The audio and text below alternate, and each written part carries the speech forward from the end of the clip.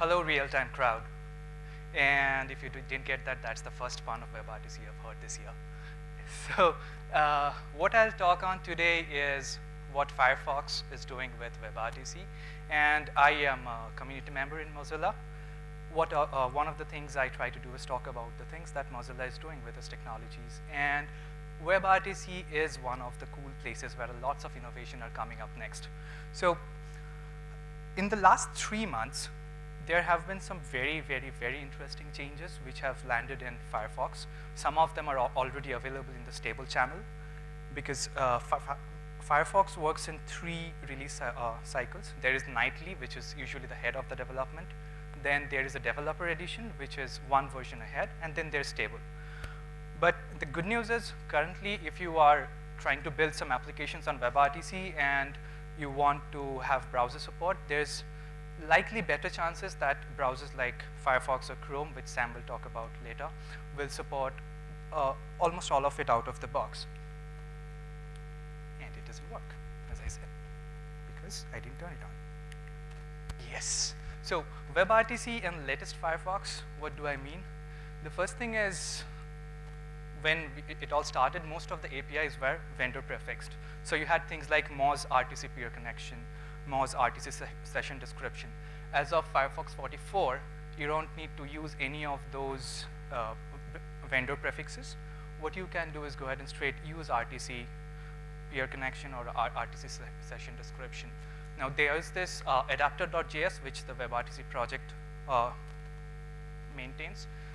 The thing is, it might not need to be used sometime soon in future.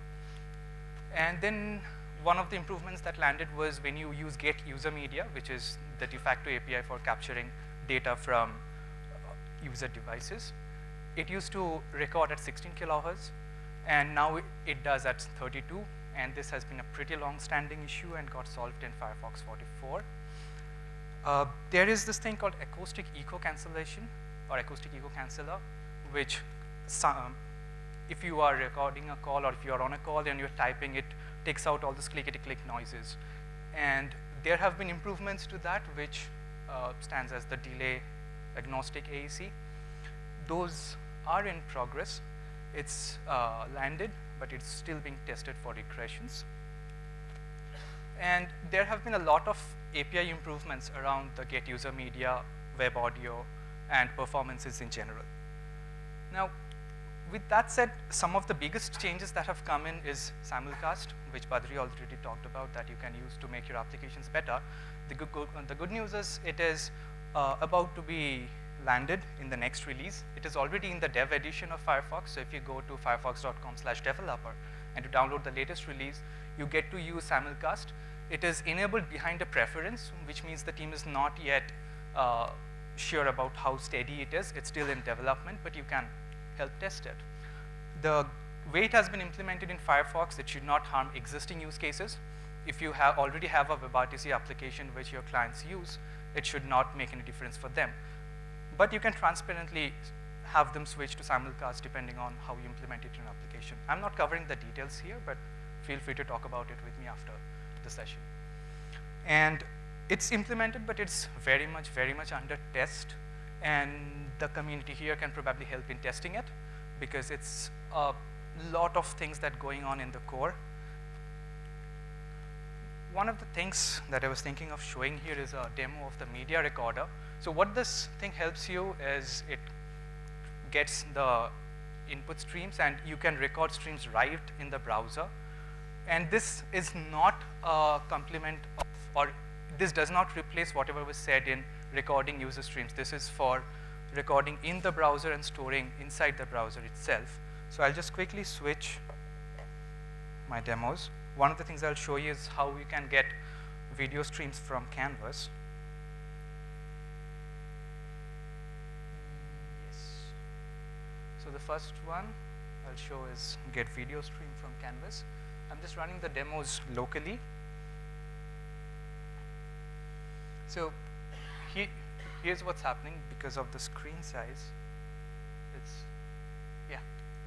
So on your left-hand side, you have got a canvas element. On the right-hand side, that's a video element. And what this demo is showing is whatever is being played in the canvas is being taken as a data stream and is being piped to the video element. And this is made possible because there is an API called canvas.createStream, which is canvas.captureStream, sorry. And canvas.captureStream, excuse me, canvas.captureStream will help you get whatever is being printed in the 2D context of a canvas. And this demo includes 3 parts. So the first part uses canvas.captureStream to get the data. That 15 in the bracket just tells how much FPS, how many frames per second you want. Then it creates a video object, and it uses create object URL. So whatever stream is coming from the canvas is getting piped right into the video. And then we just trigger the video on play, which means when we go to the demo, we see the canvas element, whatever is being played here. So we are generating some live things in the demo. I'll give you the URL to the demo, but for now, whatever we are getting in the canvas, we are using creates the canvas stream API, and it is directly getting to the video. And the thing is, at this point, we are not using anything server-side. I'm running it on a server in localhost, but that's just a static file host. There's nothing that's going outside the browser. So all these things are happening inside the browser, and I'm using Firefox Nightly, but this demo will also work in the latest stable. One of the things to note here is, if you are trying to build something like this, the demo here, the performance when you're reading from Canvas or you're rendering a video on Canvas, which is the next demo that I'll show, the performance in that is not so good. So you can also use WebGL shaders and use WebGL to render the videos, but all of that can be done in the browser.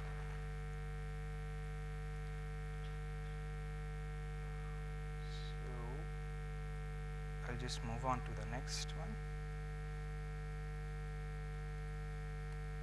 As I said, this video.play. And the next demo that I wanted to show in Media Recorder is we want to record and filter a video live in the browser without going to any server side, which means we grab a video from the get user media, we get a stream, we apply some filters on top of that, and we play back the video.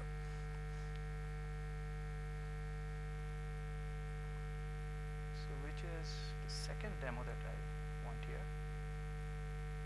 Right, so this is using get user media, which is why it is asking me to record, and yes, it's got my face. Ooh. Okay, so what's happening here is it's my webcam is not, it's not that my webcam has gone bad. My webcam is perfectly all right.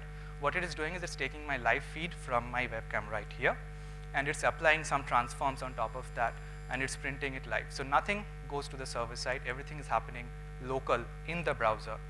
And the way this is done, we are just changing the RGB modes of the stream that we are getting.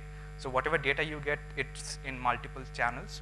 We are just changing the red, green, and blue. There is also the alpha, but that's not part of this demo. So I can change whatever thing is here, and it just adjusts accordingly. So how did we do this? The first one, navigator.getUserMedia, mediadevices.getUserMedia, video as true, so that this gets me a video stream. And then I just draw an image on the canvas with whatever the data I'm getting initially. And then I get an image from the canvas. So the first one that I showed, that we can take a canvas image and we can put it in a video, we can also do it the other way around. So in this case, we are getting a stream, we are putting it in a canvas. Then we are getting whatever is in the canvas in the 2D context.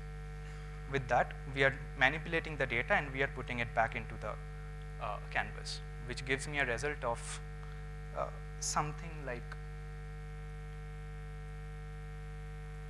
this. So the filter here is just modifying whatever RGB values I've got. So these were the 2 demos that I had for Media Recorder. There are multiple other ones that you can see here. This entire repository is on GitHub. I'm not covering all of them. So this URL, mozdevs.github.io/media recorder examples, is the URL for all the demos that I was showing here. Now, since we have some time left, I might just cover it after the roadmap. There is another interesting demo. So before I go to the next one, I just want to cover whatever is the roadmap for WebRTC in the future for Firefox. So the first one is simulcast has just landed, but it needs better features. So we've got H.264 spec, H.264 and spec compliances coming up.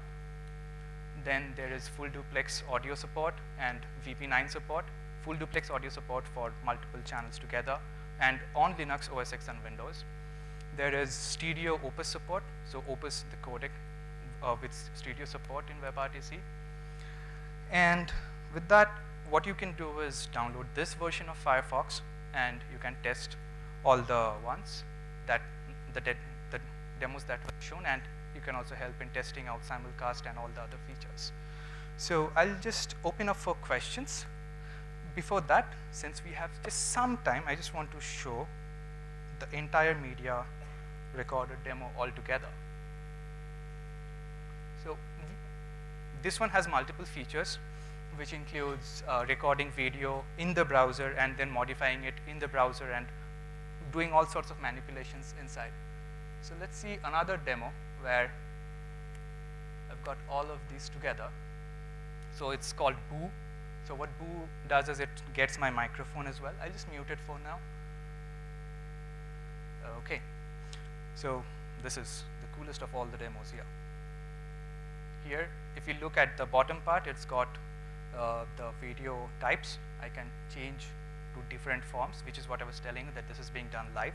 So it's recording the stream from my webcam here. It's applying the filters, and it's going on there. Audio, I can't show it here. Wow, I look nice there. So there's another thing, the main part of media recorder. So it will just record. You will see a thing on top. So I can just do multiple gestures. Let's just say hi. The bar on top finishes, and it lets me download. So this thing just got recorded as a blob in the browser.